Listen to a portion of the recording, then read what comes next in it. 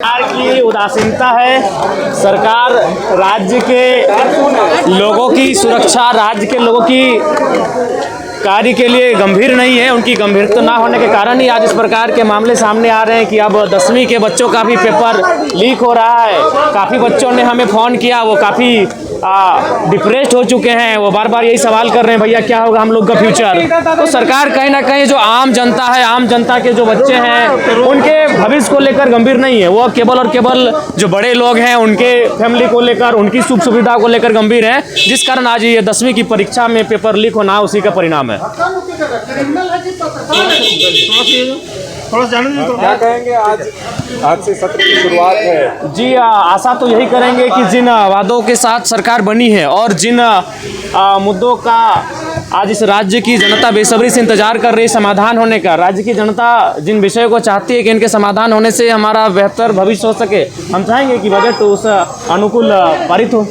मैया सम्मान राशि नहीं मिल रही है, क्या कहेंगे जयराम जी? देखिए, मैंने शुरू में ही कहा था, हालांकि हमें आलोचना का सामना भी करना पड़ा था मैया सम्मान योजना पर जो हमने टिप्पणी किया था, लेकिन मैंने कहा था कि ये क्षणिक है, ये क्षण भर के लिए, ये एक लंबे समय तक कारगर साबित नहीं होगी और फलस्वरूप सामने होता हुआ दिख रहा है।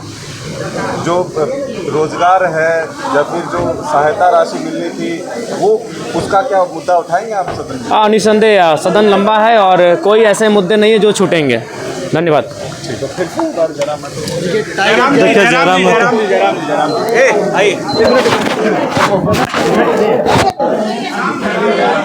और बल ले लीजिए। शामिल हो रहे हैं, क्या प्लानिंग है, क्या रूपरेखा सोच कर आए हैं?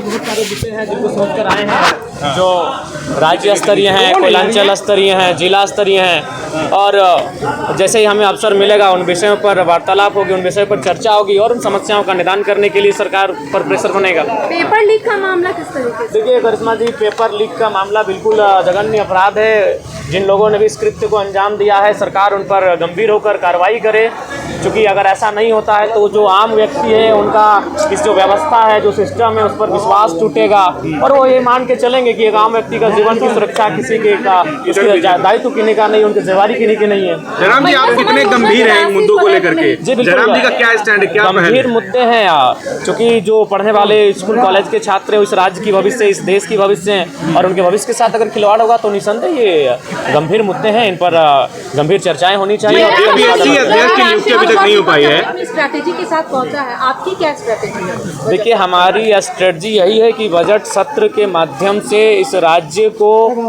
एक ऐसा बजट मिले जिसकी राज्य कल्पना कर रहा है, जो हमारे जो वीर शहीद हैं उनके सपनों को साकार होता हुआ देख सके इस राज्य को। उस दिशा में इस राज्य का बजट पारित होना चाहिए। जयराम जी, जेपीएससी अध्यक्ष पद अब तक खाली है, अब तक क्यों नहीं सरकार को मिल पा रहा है? देखिए, इसके पीछे हो रही है, क्या कोई कारण होगा, जो कोई विशेष कारण होगा।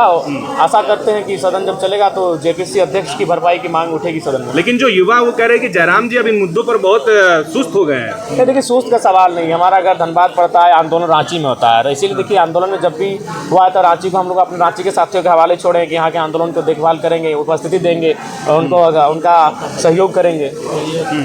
मैया सम्मान योजना की राशि जो है वो नहीं मिल पा रही है लाभुकों के। देखिए, आप बिल्कुल, और शायद सुनने में आया कि बैंक का भी हस्तांतरण किया गया है, किसी दूसरे बैंक में इसे शिफ्ट किया गया है। उसके भी बहुत सारे कुछ ना कुछ कह सकते हैं, कुछ ऐसी घटनाएं विषय हैं, उनका कहीं ना कहीं मैंने पहले भी कहा था कि ये योजनाएं लंबे समय तक नहीं चलेंगी और फलस्वरूप वो होता हुआ दिख रहा है। मैंने पहले भी इसका सजेशन दिया था। जयराम जी, फिर एक बार आप चर्चा में आ गए हैं। पिछला जब आप विशेष सत्र चल रहा था तो आपने मंच कहा था कि मैं टीए दिए नहीं लूंगा। मैंने ये कहा था, आप एक बार फिर आप कंट्रोवर्सी में आ गए हैं। अपने आलोचकों को क्या जवाब देंगे? आलोचकों के लिए आप टीए के लिए स्कॉर्पियो ले हम फिर आ कह रहे हैं, हम नहीं, पहले मेरी बात सुनिए। हाँ, बोलिए, बिल्कुल बोलिए। उस दिन दिन भर मैया सम्मान योजना पे चर्चा हुआ था। जी जी। उसके बाद मैंने कहा कि आप लोग 2500 रुपए का इतना महिमा मंडन कर रहे हैं और आप लोग 2 लाख की सैलरी ले रहे हैं, लाख रुपए का टीए डीए ले रहे हैं और आप 2500 रुपया दे के महिमा मंडन कर रहे हैं, तो आप एक काम कीजिए, आप भी अपना जो जीवन है उसे सरल बनाइए। ही आम जनता की तरह। तो मैंने ये कहा था, आज भी हम रिपीट कर रहे हैं इस बात को, जिस दिन इस पर बहाल होगी उस पर पहला हस्ताक्षर जरा महत्व होगा। जिस दिन ये पहल होगी कि एक विधायक की सैलरी 3rd 4th ग्रेड के जो कर्मचारी हैं उनके समान होगी, 40,000, 50,000, 60,000, पहला हस्ताक्षर मेरा होगा। जिस दिन ये पहल होगी उसमें पहला समर्थन ही मेरा रहेगा। अच्छा, आप खाली पैर आए हैं, मैं देख रही हूँ आप खाली पैर आए हैं। हाँ, वचन है तो वचन को निभाना पड़ेगा, वचन है। ठीक है। गाड़ी खरीदने पर सवाल उठाए जा रहे हैं। देखिए, मैंने फिर कहा मैं आवास भी लेने जा रहा हूँ, लेकिन मेरा तर्क जान लीजिए, मैं आवास भी लूँगा, क्योंकि मैं किसी वीआईपी के भरोसे अपना सुख सुविधा क्यों छोड़ूंगा। मेरी राज्य की जनता गरीब है, लाचार है, बेबस है, यहाँ के छात्र प्रताड़ित हैं, परेशान है। तो जो सुविधा मुझे सरकार से मिलेगी मैं वो सुविधा लूँगा और उन्हें मैं रॉबिन हुड के तर्ज पर जनता को दूंगा। बिल्कुल, मैं आवास की भी सुविधा लूंगा। नहीं, हम नहीं लेते, लेकिन उस सुविधा को अगर हम आवास नहीं लेते, वो आवास कोई ना कोई सरकार का आदमी रख लेगा, कोई वीआईपी पर्सन रख लेगा। देखिए रहे मंत्री लोग 2 जगह का रखे हैं, पुराना आवास भी रखे हैं और नया आवास भी रखे हैं। जो विधायक हार के गए वो आवास नहीं छोड़ रहे हैं। तो मेरा कहना है कि जो आवास मुझे अलॉटमेंट होगा वो किसी वीआईपी पर्सन क्यों होगा, इसलिए मैं वो आवास लूंगा। बिल्कुल आज मीडिया के सामने कह रहा हूँ, और वो मैं अपने क्षेत्र से आने वाले 10-15 विद्यार्थियों को अलॉटमेंट कर दूंगा। वो रहेंगे, पढ़ाई करेंगे वहाँ से। नहीं, मुकर नहीं रहे, ये मुकरना नहीं कहते। नहीं, आपने बड़ी बात कही कि आप विद्यार्थियों को हाँ, अलॉट कर देंगे। बिल्कुल आप अमल करेंगे इस पर? बिल्कुल अमल करेंगे। मैं मुकर नहीं रहा हूँ, मैं कह रहा हूँ कि अभी देख रहे हैं मंत्री लोग 2 आवास लेके बैठा है भैया, कहीं उनको कोई कमी है, इतनी सुख सुविधा है। तो मैं अगर आवास ना लूँ तो किसी के हिस्से में चला जाएगा और किसी राजा के हिस्से में जाएगा, जबकि हमारी जनता गरीब है। तो मैं लेकर स्टूडेंट के बीच लेके जाऊंगा। आप आए तो इंटरव्यू लेने मेरे आवास में जा जाए। धन्यवाद, बहुत शुक्रिया।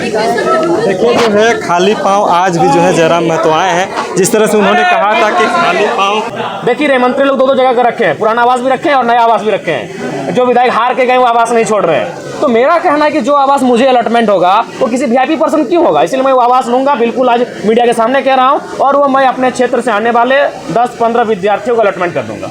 वो रहेंगे, पढ़ाई करेंगे वहाँ से। नहीं, मुकर नहीं रहे, ये मुकरना नहीं कहते। नहीं, आपने बड़ी बात। विधानसभा परिसर पहुंच चुके हैं और हम जानने का कोशिश दादा